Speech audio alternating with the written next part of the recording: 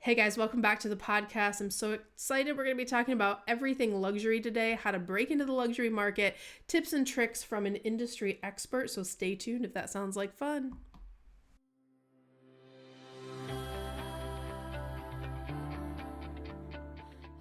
Welcome to Bliss to Abundance, the podcast for growth-minded travel entrepreneurs. All right, guys, really excited to have the guest that we are featuring on today's show, Miss Angela Hughes from Trips and Ships Luxury Travel. Angela, welcome to the podcast. Thanks for having me. This is going to be such a fun talk. At Wanderlust Campus, we train so many new agents. And one of the big things that comes up is, how do I get into the luxury market? How do I kind of break into that? And for those of you who don't know, Angela is absolutely an industry expert when it comes to luxury travel. She has a huge background in it. We've been friends for a while, and I always go to her to ask questions, right? And so today we're going to be talking about just kind of some insider information on how you get started as an advisor and sharing some great tips and tricks. So I will start, Angela, by just asking, if I'm a new advisor or a new agent and I want to really break into that luxury market, what do you think is most important as they start that journey? Yeah, I think first of all, people need to move away from the word luxury and define what their ideal client avatar is going to be. So many times when people come into the business, they're just looking at dollar figures and not necessarily what the crowd that they're with or the people that they associate with. And everybody's like, I want to sell luxury travel. I'm like, what does that really even mean to you? Because I don't think it's so much of a destination, but it's a feeling, so to speak. And that can mean a lot. So the terms are really, really wide open, but I think it's really crucial that a new advisor narrows down on what their ideal client avatar, who that's going to be, and then what they want to niche and sell. And for me, that would look like not so much, again, a destination, like I'm not going to just sell all safaris per se, because I don't feel like that works so good in the luxury space. I mean, I want to be able to sell that safari person to an expedition next, or an expedition to a high-end Italy next. And so I want to make sure that avatar is a person that's really well defined. For me, that would look like a private equity person who maybe makes X amount of dollars per year, that lives in a certain zip code, that carries an iPhone, that dabbles in these industries, or is maybe in orthopedics in my husband's field. And those, so I'm narrowing down on a type of person, just not somebody that's rich over 55 in, your local neighborhood. Because you want to, the mistake people make is, they niche down into like one destination, or like, I'm only going to sell river cruises. And then what do you do with that person when now they want to go on safari and you don't understand that? So you want to niche into like a type of an avatar, I think would be my first best advice. Yeah, that makes a lot of sense because, when you're selling in that luxury tier, they're not going to want to go to a river cruise every year after year after year. So if you're really going to feel like dedicate that as kind of your area of expertise, you have to be, like you said, we have to look at high-end Italy next, or we have to look at what the next thing is that they might want to do, because luxury could be available in any destination. Yeah. It's more of, like you said, a mindset of kind of going from place to place. So I think as, we're new advisors a lot of times, or even experienced advisors that maybe have been specializing in certain areas for many years, they're like, okay, I'm getting the types of clients now that are spending those luxury dollars. How do they expand then into luxury in other markets that they don't necessarily know? So for example, if they've been doing river cruises forever and ever, but they want to start to learn about different ones, what's your best tips or recommendations to kind of expand their roster of what they sell, expand their list of services? How would you recommend they start that journey? Sure, that's a great question. And this is where I'm going to put on kind of my professor hat, because I have a master's in geography and tourism. And I feel like you've got to know your geography, and you need to know your destinations. And that seems to be a roadblock for a lot of people, that they only want to sell places that they've been to. And I'm like, hey, these are probably the top 10 luxury destinations in the world. And you could say a safari, an expedition, a high-end Italy, and the Maldives, Tahiti. We have a list of places that people feel like, hey, in my lifetime, this is a bucket list thing for me. And then become specialized in each of those locations. If you're at my agency, I'm telling you, become a Tahiti specialist. You don't have to have gone to Tahiti to like understand what people want to buy there. There is a buying pattern for each of these destinations. So you understand the geography, you understand the buying pattern, and you understand the type of person that's coming there. You can have a very intelligent conversation with, not feel like you have to go to Japan in order to sell Japan.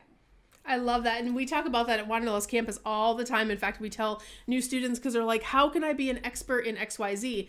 And I share with them my journey, back when I was training in for big travel brands, is we would have a class and we would bring everyone in and we would train them basically 4 or 5 things. It's exactly what you said. We start with the geography, and then we go into what suppliers are available. We talk about what's the seasonality of that destination, what are the top things to do. And then if you're in the luxury market, of course, you're going to need to know a little bit above and beyond kind of what's available in that luxury kind of tier. But once you do that, you have to also have the ability to go, I did learn it. I'm giving myself credit. So we would print out a certificate off the printer and I would sign it, and ta-da, you're a specialist. And you would go out into the phone and we would put you in, I don't know if you remember this back in the day, but they'd have call queues. So it'd say, you are now in the international queue. You're now in the specialist queue for cruises, the specialist queue for whatever. So we would have these queues that we would put them in. And once you're in the queue, that meant that you were a specialist in that area.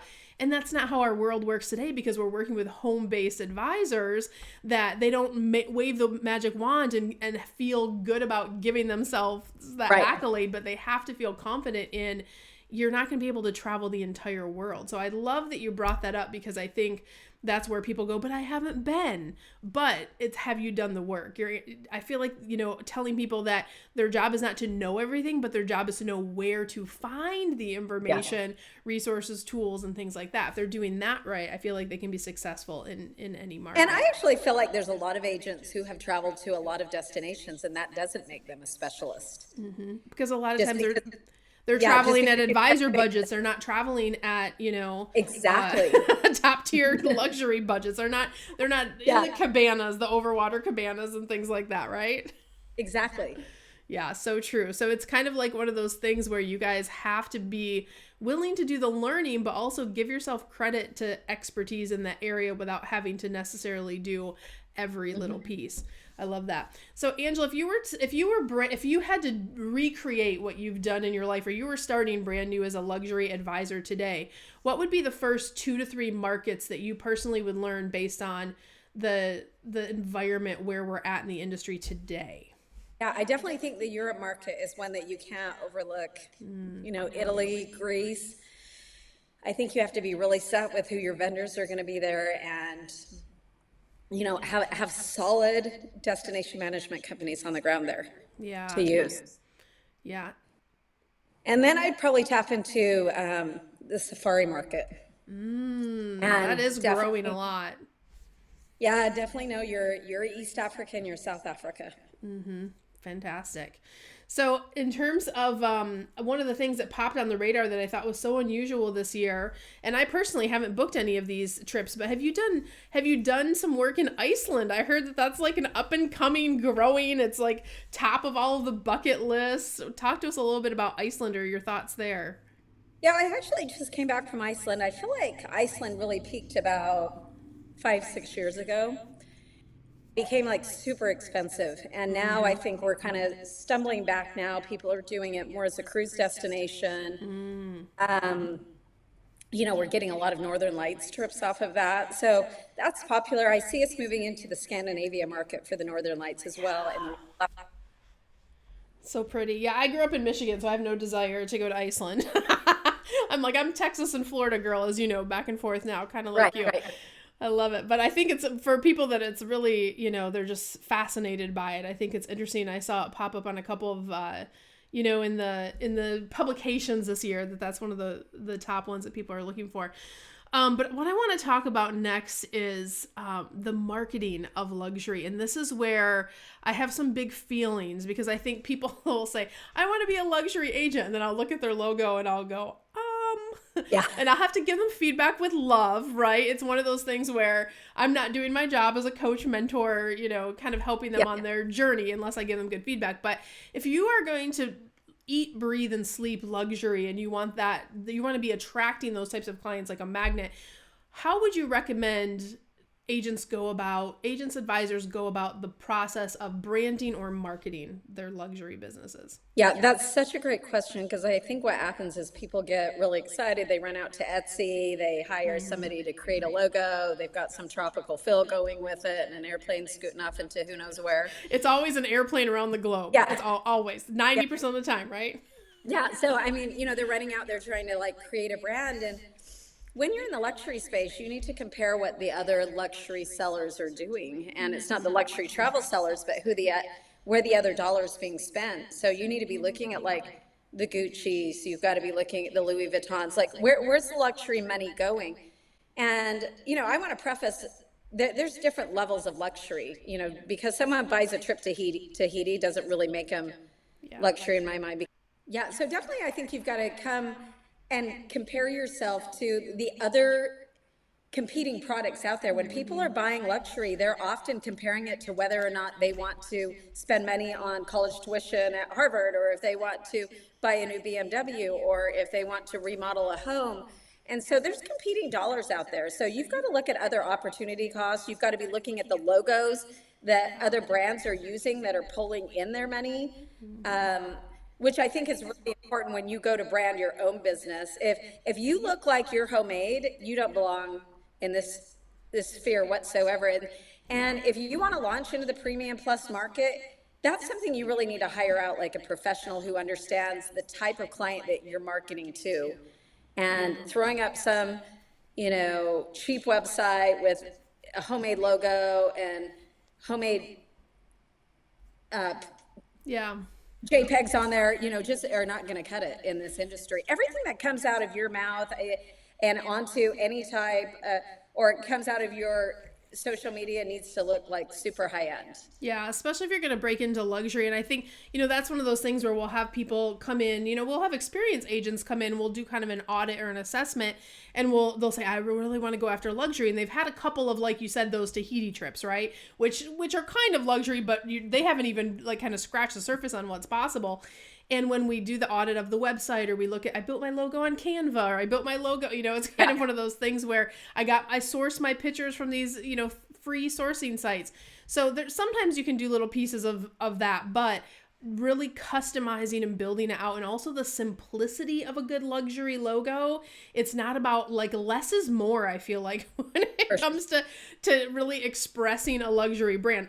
My agency is not a luxury brand. We are family forward. It's more, so we get away with more of like that kind of fun kind of feel. But if I was doing luxury, it would be a completely different vibe, scaled down, less colors, but the website would just have to like knock it out of the park. I love that you brought up websites, because we've coached clients that have kind of gone the path of really building out beautiful sites. And when you land on that site, it invokes a feeling. It's about that feeling, and your brand, because it speaks before you do. Are they going to contact that person that evoked the feeling of luxury, or are they going to contact the one that has I built my stuff on myself? So there's nothing wrong if you're starting out and listening to the podcast and you're newer. It's okay to start with the resources that you have at the beginning. But if you're going to keep, if you're going to keep going after luxury, or you want to up level your business every year, I feel like reinvesting in your business. Maybe let me make that my last question, Angela. If someone's in kind of that middle spot, like they started as an agent, they're getting some commissions in, but they want to kind of make a shift in their business to go more luxury, what do they need to reinvest in next year to really get that process started? What would you recommend they do first? Yeah, great question. I always tell people, first of all, give yourself a 10% raise by just upselling the brand that you're working with. Okay, so that's easy. Any existing client can be upsold to a brand or a category higher. You're immediately going to start moving people upward. But, I would definitely do a complete audit of everything that goes out. I see way too many agents not investing in their social media. And I don't mean like hiring people out for that, but actually looking at the output of what you have, because I feel like your social media has to be a story that you tell, that has to help people know, like, and trust you and value you as an individual, because at the end of the day, they're buying you. They're not buying a brand. They're buying you as an advisor. And so investing in like, how you look on camera, how, that might be that you're looking better, you're dressing better. I think the number one thing that agents don't invest in is a headshot, which drives me crazy. Go get a True. headshot done, and That's invest so true. looking good. So every time you're posting on social media, you have a beautiful headshot. That makes a big difference, especially in websites where, like, I'm with travel leaders, they have a lead generation program. So people go on there, your headshot's on there, you're comparing Yeah. yourself, and if you've just taken the selfie and, Cabo San Lucas and posted it up there and cropped out your husband, which So is every true, other Angela. photo. Yes. So Uh, there's so many little things like that, just investing in the quality of how you look and you present yourself when you're out talking travel, the yeah. types of things you present on social media in terms of, are you always giving deals and specials? We don't talk in those terms Yeah. in the luxury space. And then you have to be Wait, invested. pause right there because I love what you just said, and I'm gonna That's circle a back whole to the. nother talk. Well, Yeah. it is because that I have one of my biggest TikToks. I say stop saying you sell luxury, and then how does it go? Say that you don't charge fees, or say that you're luxury but you don't charge fees. But also it comes to, I coach people a lot. Don't say the cheapest. Don't say this deal. Don't even post.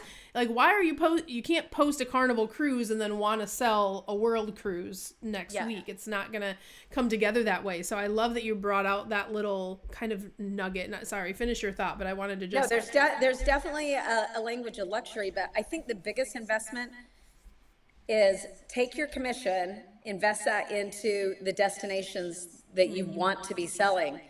It is super hard, even if you know the geography of Africa. Yep. Once you've experienced it, you're going to be so much more Yes. just passionate about selling a safari. If you've been on safari, you can still sell. I mean, I don't want to contradict what I said at the beginning. You can still sell, but I continually invest tens of thousands of dollars into my own personal travel 35 years later, Yep.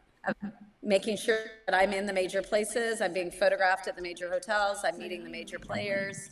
You're Do it making as an resources allow, guys. You have to reinvest in yourself. And I want to back up to the headshot point. Like, if your resources allow just for a great headshot, start there. That's where I started too. Last month, October, that we're filming this in November of 23. Last month, I spent a lot of money. I don't even want to say, it's embarrassing, but a lot of money to have 2 brand shoots to get all of our brand photos for the next year. So we know what promotions are coming, what things that we're doing. And when I say brand shoot, I'm talking like stylist, assistant, 2 photographer. Like, it was a big kind of ordeal that we did. But I know that I'm going to have all of those marketing assets to promote all of the things in my business. And when people see my stuff, like Angela said, when people see your stuff, it needs to hit different. It needs to not be the picture in Cabo that you cropped out. That's okay if the resources allow, but work up to up leveling. And every year in my business, and this is the time of year that I do it, in Q4, I go through all of my socials, I go through all of the places that we show up for our clients, and I say, who do we want to be in this space? How do I want to serve? How do we want to give value? And then is it in alignment with the visuals that are out there? So if you guys are going after luxury, take Angela's advice, start with a headshot. When you can work up to it, reinvest in travel and maybe doing a brand shoot, things like that. I have worked with one of my Wanderlust CEOs who is in our year-long mastermind. Everywhere she goes, she hires a local photographer to take photos. And it's not as expensive as you would think, a few $100, right? But follows her around for the day. She gets these amazing shots. And like you, she has shots from all over the world as she's building out a really luxury brand. So I think, guys, this is gold advice that Angela's giving us today. Last thing I like to ask Angela, especially when I have, industry veterans on the podcast, is what was the best trip you've ever taken and why? Where and why? Wow. I know everybody goes, Cyndi, you didn't tell me you were going to ask this. It wouldn't be a surprise if I didn't. I actually think my trip to Tanzania coming out of COVID was the best. It was September 2020. Tanzania had just reopened. COVID was locked tight everywhere around the world. I was probably the only person in the Serengeti, my Jeep of people. And there was something about the clarity that I gained from just being away from technology and political, remember at that time we had political, we Yeah. had racial So going on. And I think like just being there, having that clarity to kind of decide like, I, I had to basically like rewrite my future. Yeah, so there was so much clarity that I gained from going to Tanzania because, at the time our agency was 6 months into COVID. Most of my people had taken second jobs. We didn't have any business going, and things did not look like it was clearing up. And the African market opened, and I decided, I'm taking all of the resources that we have left. I'm going over there, and I'm going to relaunch with Africa, which was kind of a risky deal considering people weren't going anywhere at the time and I was being travel shamed. And 6 weeks later, we sold our first safari. I mean, now this is interesting. Right when I got home, we sold our safari, and then 6 weeks later, they traveled. The travel time for somebody to buy a safari is usually about a year out, not yes, yep. I'm leaving in 6 weeks. And we just started like booking safari after safari after safari. I returned 7 times Wow. during a 2-year period. And so I kind of attribute like that Serengeti, like quietness to the turnaround that I had. So I don't know if it's necessarily like my most favorite place I've ever been, but Most if I were to look at like transformational. a life-changing experience, that was definitely like a direction change for us and really rebuild us. So What a beautiful story too. I always say the answers come in the quiet, and that's one of those things where it's like during COVID, so many of us were like at a loss, like, oh, what do we do? And I kept asking myself, what do I want to look back on and say I did? What do I want to look back on and say I did? Because I knew, having been through, the industry's been through crazy things. Nothing was crazier than that. Let's give it full credit. But I think, for those of us that were able to just take a beat and go, okay, I got to pivot. I have to make an adjustment. For those of us that acted on what the universe told us to do, or like trusted what our spirit said, which has sounded like a kind of a moment that you had while you were there, you did, and one step led to another. And now, of course, we know now, hindsight's 2020, we've had this huge resurgence in travel, which has been just phenomenal. Yep. So I love that for you. And I love that when all the chips were down, you're like double down. You're like, I'm going on vacation. Yeah. I love that so much. Well, Angela, thank you so much for being on the show today. I want to thank our sponsor. Careers on Vacation is sponsoring today's show. If you are interested in learning how to become a travel agent or supersize your business, you can visit us over at careersonvacation.com or travelschool.com. And Angela, where can our followers follow you? What's your social handle or your website? Where do you want them to follow you at? Yeah, thanks for asking. So our host agency is at luxurytravelagencyhost.com. And then we have a program called the Luxury Travel University that's open to the whole industry. That's luxurytraveluniversity.com. And then on social media, it's Luxury Travel Social Media and Marketing for Travel Professionals Facebook group, where we give a lot of just information out freely to help people sell more premium and luxury space. I love that. Well, thank you for sharing all of your expert insight on the show today. And guys, we will see you next week. I wish you so much love, so much abundance wherever you are in the world. See you guys next week. Thanks for being on the show, Angela. Thank you.